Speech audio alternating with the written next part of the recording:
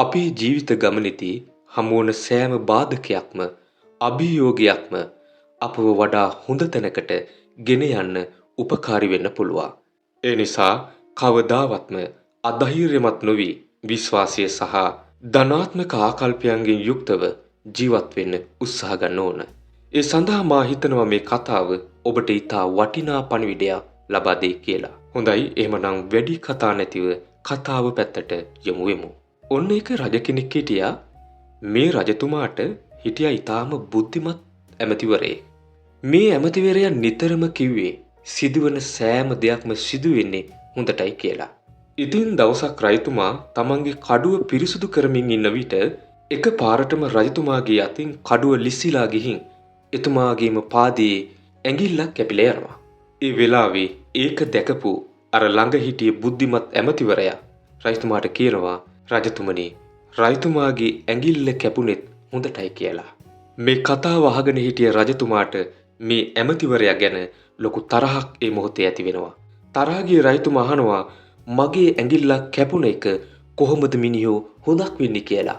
ඊට පස්සේ මේ තරහා ගිය රජතුමා මේ ඇමතිවරයාව සිරගත කරනවා. සිරගත කරත් මේ ඇමතිවරයා කිව්වේ මාව සිරගත කරේ මාගේම යහපතටයි කියලා.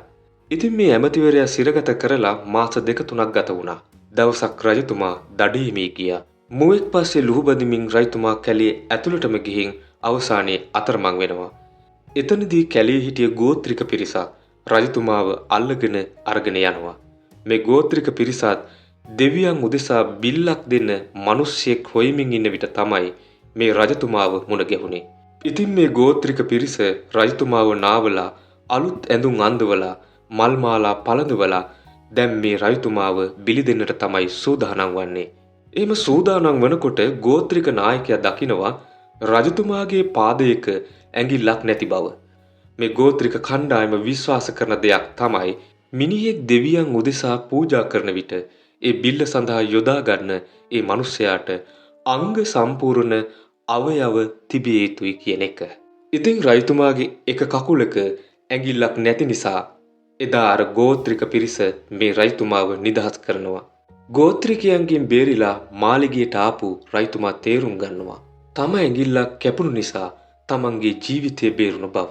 රජතුමා වහාම අර බුද්ධිමත් ඇමතිවරයා හිරෙන් නිදහස් කරලා අහනවා ඇමතිතුමනි ඔබ හිරේ ගිය එක කොහොමද හොඳක් වෙන්නේ කියලා.